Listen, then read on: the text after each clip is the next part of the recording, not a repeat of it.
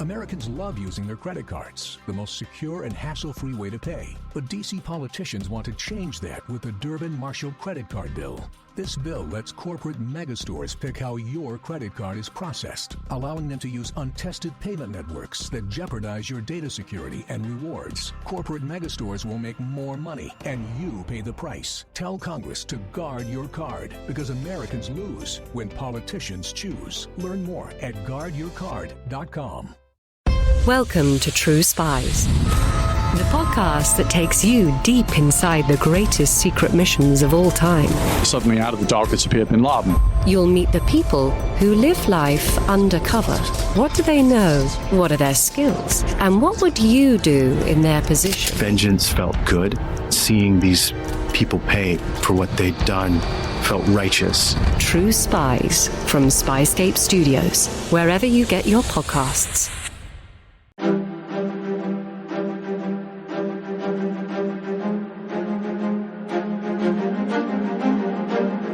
Hello, and thank you for listening to The History of World War II podcast, episode 541, German Surprises versus Soviet Tenacity. Last time, on July 5th, 1943, Operation Citadel was launched. That Hitler had little faith in its outcome meant nothing now. This had to work, or the counterattack by the Soviets would be Stalingrad-esque in its intensity. By 5:30 a.m., both Russian fronts, central and south, were engaged. To the north, or Soviet right flank on the Central Front, the 13th Army was resisting enemy infantry and panzers. On the Soviet left, or southern flank, the 6th Army was resisting as well. Besides the infantry and panzers, the 13th Army to the north was being bombed and strafed by Luftwaffe 6, starting at 5:10 a.m. But all of this was only a preliminary. At 5:30 a.m., a German attack 30 miles wide commenced, made up of 1 panzer and 9 infantry divisions. General Model, in command of 9th Army and the northern attack, wanted his infantry to go in first to clear lanes for his panzers, and his hope was that the weeks of practice on older Soviet minefields to their rear would give his men confidence and speed. But what they were facing now this morning made previous defensive lines look like child's play. As the German assault engineers ran forward and then crawled through the fields of corn or rye, they found the crop growing good camouflage. What it would not do was stop a bullet. Besides, when the crops or plants were still small, the Russians had moved in and placed wooden cigar box anti-personnel mines with tripwires all over the place. Now the growth of the spring covered these up. Hence, as explosions started going off and German men thrown into the air, the survivors realized their training had only half prepared them for this day. For the German assault engineers who had to run out in more open fields, the Soviets, not killed from the earlier bombings or artillery, had clear fields of fire. German troops started falling.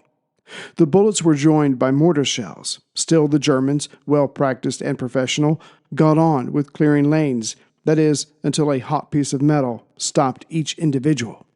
So, no surprise, General Model's first attempt did not get very far, or rather, the gains were not justified by the losses just sustained. Thus, he would hit the enemy 13th Army's left flank, but only after an hour-long artillery bombardment. This German assault started at 8:30 a.m. Here, a 15-mile-wide section was only covered by 2 defending rifle divisions, the Soviet 15th and 81st.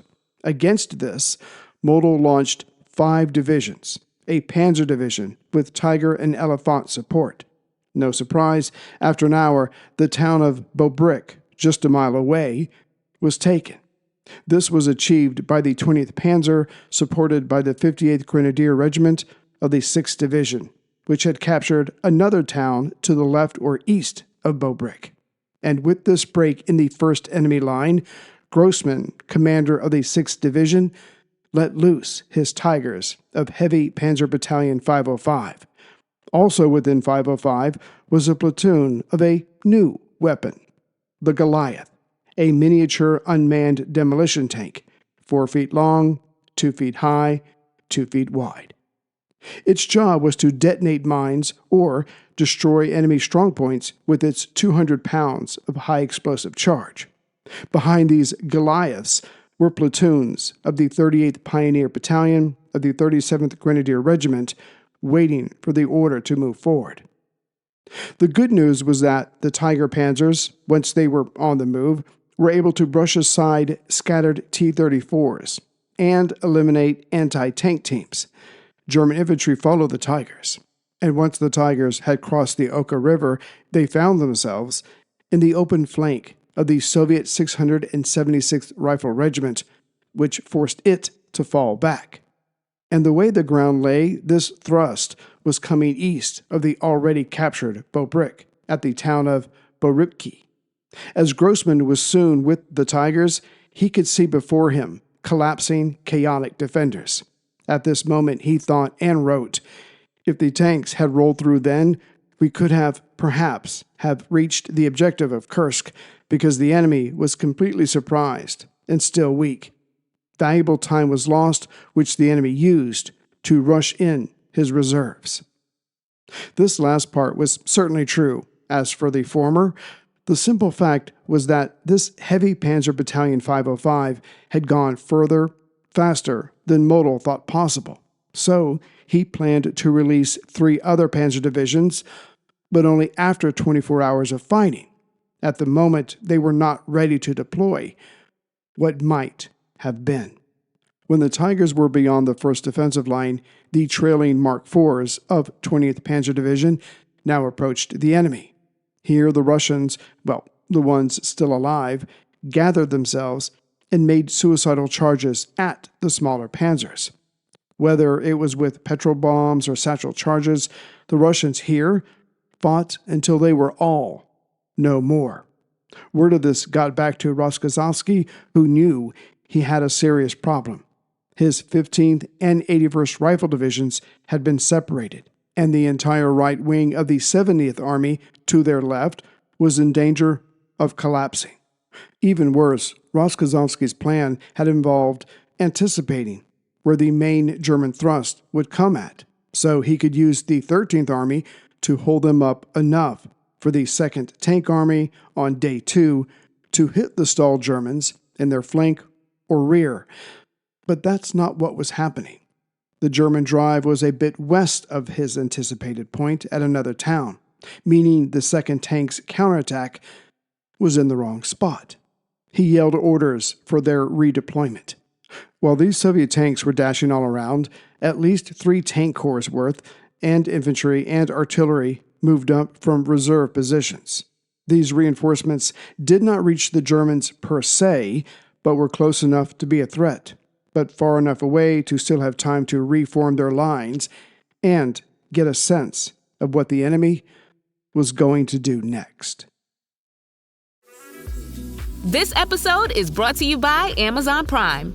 From streaming to shopping, Prime helps you get more out of your passions. So whether you're a fan of true crime or prefer a nail-biting novel from time to time, with services like Prime Video, Amazon Music, and fast free delivery, Prime makes it easy to get more out of whatever you're into or getting into. Visit Amazon.com/Prime to learn more. As for the Germans, they kept coming and still had a few aces up their sleeve. The town of Ponry, from the German perspective, center left, was now attacked. Around the same area as a bit east of this, the German penetration had been less, meaning the enemy was closer here. The Germans pulled out another new invention, the B-4, a low-tracked vehicle which weighed 2 tons and carried a 1,000-pound high-explosive charge which could be jettisoned and then controlled remotely. But there was a downside. The driver of the B-4 had to drive the vehicle into position, turn on the remote control, and then hop out and run back to his side as fast as he could, hoping the enemy would not. 8 B-4s were deployed, but only half of those men made it back to their lines. Further to the west, where the Germans were having their greatest penetration, at this point about 4 or 5 miles, The elephants were bringing their 200-millimeter thick heavy armor plating and large guns to bear. But when these beasts had advanced about 2 miles, they were separated from their smaller, faster tanks that were protecting their flanks. And with that, the Soviets, still in the area, hiding in foxholes, leapt out, climbed atop these beasts, and aimed their flamethrowers at the elephants' ventilation slants. The men inside were silenced, but only after screaming. Guderian, soon getting reports of this day, wrote, "Once they had broken into the enemy's infantry zone, they literally had to go quail shooting with cannon. In other words, inefficient and a waste of precious resources." Model's attack plan was quickly melting like ice on an early spring day. Worse, as quickly as the German engineers had cleared lanes in the minefields, Russian engineers ran out and laid new tracks of mine. Before the day was out, 6,000 new Russian mines in this area were put out, but in front of and behind the enemy's penetration points. As for the attacks, Model had already lost 100 tanks and self-propelled guns to enemy mines so far. Even more were taken out by anti-tank artillery because, again, the Soviet minefields, like in so many other battles, had channeled the enemy's advances. And waiting for them was a plethora of Soviet artillery teams. After the panzers and guns were taken out, Soviet machine guns would rush forward and focus on the enemy infantry. However, the Germans to the north did make progress this day. On the German right, the 20th Panzer drove 5 miles in, past the initial Soviet line, just right of center from a German perspective, which allowed the 86th Infantry Division to race through the shattered second line and reach the 3rd Soviet defensive line. This represented a penetration of almost 10 miles, yet there was a part of Model's plan that did not come to pass.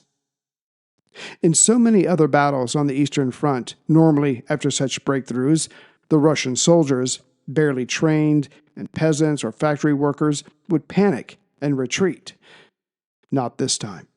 When a Soviet position was lost or overran, there were survivors, and they knew they had been beaten. But instead of panicking and rising up only to die, they would hide.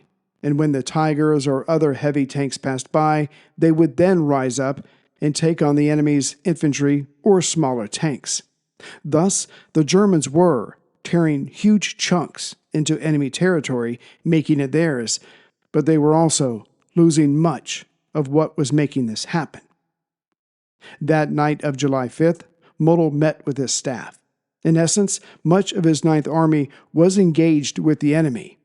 Unfortunately, most of his Tiger panzers had outpaced their infantry support, which was trying to catch up. But instead, they kept running into Soviet patrols or survivors of that day, thus denying them further advancement. Of concern was the German far left flank. Much armor had been held back there, waiting for a Soviet counterattack to hit them from the southeast, thus at an angle, not exactly due east or due south, but somewhere in between. So it was decided then to finally move these tanks out tonight into the salient, for they would surely be needed on the morrow. And besides, there was no use in fighting for the same territory twice.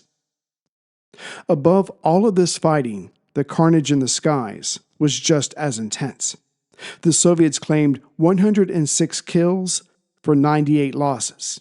These numbers are probably enhanced, but reflect the attritional nature of the battles up there, whereas the German claims could not even see reality from where they were. Point is, both sides lost heavily, with only one of them being able to sustain such losses. What was true was the still learning curve for the Soviet pilots. More times than not that day, they were lured away so German ground support planes could attack Soviet armor. They would learn in time, but for now, their ground war suffered. As for the air battle in the south, what happened there in the early morning hours dwarfed anything that Model could have imagined. At this time of the year, dawn arrived around 2:30 a.m., and it looked to be a clear day coming. Like against the Central Front, Manstein's more southern forces were to move out at 3:30 a.m., but first preceded by an artillery barrage. But more than that, practically every aircraft of the 8th Air Corps, some 800 planes, would strike against Soviet artillery positions, airfields, fortifications, and trenches. The bombers would take off first and form up, and then the fighters would lift off, and altogether they would head for enemy territory. But there was just one problem that morning. The aircraft of the Luftwaffe were not the first in the air that morning. General Seidemann, commander of the 8th Air Corps, knew the Soviets knew what he had. There was nowhere to hide his Geschwader of bombers. All he could do, and intended to do, was be the first one to strike. But as the first bombers were about to lift off, he was told of air traffic, and the voices were Russian. Clearly, the Soviet 17th Air Army was already aloft and coming at them. Then the Freya early warning radars picked up hundreds of enemy planes, and as Siedemann's aircraft were literally wingtip to wingtip, they were about to be destroyed while on the ground. Shouting orders, the bombers were told to move aside so the fighters could take off first, and now, or this would all be over before it could start. But when the Soviet aircraft, a mix of bombers and fighters, flew over his position at Mikoyanskovo, about 7 miles or 11 kilometers southwest of Belgorod, and did not attack, he assumed they were on their way to Kharkov. But what the Soviets could not know was that those airfields would all be empty of planes as they were ordered to take off. Had the Soviets just made their first big mistake? From the creators of the popular science show with millions of YouTube subscribers comes the Minute Earth podcast. Every episode of the show dives deep into a science question you might not even know you had. But once you hear the answer, you'll want to share it with everyone you know. Why do rivers curve? Why did the T-Rex have such tiny arms? And why do so many more kids need glasses now than they used to? Spoiler alert, it isn't screen time. Our team of scientists digs into the research and breaks it down into a short, entertaining explanation, jam-packed with science facts and terrible puns. Subscribe to Minute Earth wherever you like to listen. It was then that the Messerschmitt Bf-109Gs engaged the Soviet formations. As they had done countless times before, first the Russian formations were busted up and then chased down individually. Meanwhile, German AA fire went after what enemy planes they could. As Siedemann looked up, the sky was thick with dueling aircraft. He would write of this moment, "It was a rare spectacle. Everywhere planes were burning and crashing. In no time at all, 120 Soviet aircraft were downed. Our own losses were so small as to represent total victory, for the consequences was complete air control of the 8th Air Corps' sector." So, though it had not been planned this way, the skies in the southern sector now belonged to the Germans, as at least 100 Soviet aircraft were destroyed. Those that had made it through dropped bombs on empty airfields. At 3:30 a.m., Manstein's forces moved out. Their goal was to meet up with Model's 9th Army, but only after passing through Obayan first. But, thanks to air reconnaissance, General Hoth, who would be in local command, knew, first, he had to go through General Katukov's 1st Tank Army, which was reinforced, as well as watch out for several other tank corps that would be to his east as he neared Obayan, meaning if he went too far north, his right flank and then his rear would be open to counterattack, a massive one, as nearby was also the 5th Guards Tank Army. Thus, if Hoth did as exactly as the OKH had ordered him to do, his 4th Panzer Army would have to take on and defeat 3 reinforced Soviet tank armies. The math was not mathing. So on his own, Hoth decided to change the attack plan. Instead of engaging the 1st Tank Army, he would swing more to the northeast and go around them. This would allow him to not fight fairly of what seemed to be the first of 3 battles, and he would be able to attack the 1st Tank Army from behind. Next, as Army Detachment Kef would be starting out to Hoth's right flank, they could meet up with him sooner, which would help Kempf protect Hoth's right flank. Thus, one Soviet tank army could be destroyed, while the others were either kept at bay or were too far away for an immediate clash. But, unbeknownst to Hoth, he was also helping his cause in another way. As Hoth had decided to alter his course without telling anyone superior to him, certainly not the OKH, there was no message about this for Ultra, aka Bletchley Park, to pick up and decipher, which meant London could not inform the émigré Rossler in Switzerland, who could then not tell the Swiss intelligence service, which Stalin had access to. However, that was happening. Meanwhile, General von Tutin did not know everything about the German attack about to come at him, and the enemy already controlled the skies. Someone was about to be surprised.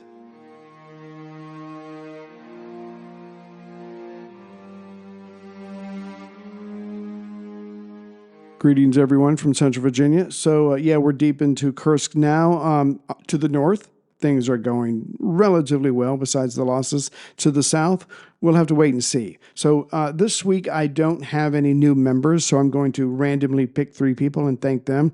Let's see here. For the first person, Kay Walters at Canandaigua, New York. Thank you very much. Hope I got that name right. The next member, Paul Leonard from Toronto, Ontario, Canada. Thank you very much, Paul. And for the third one, I just like to pick names that I can't pronounce.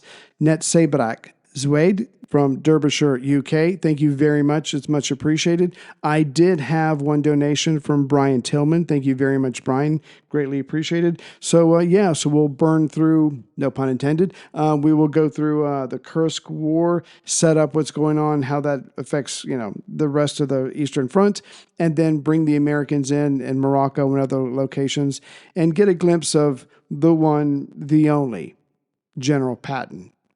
Take care, everyone.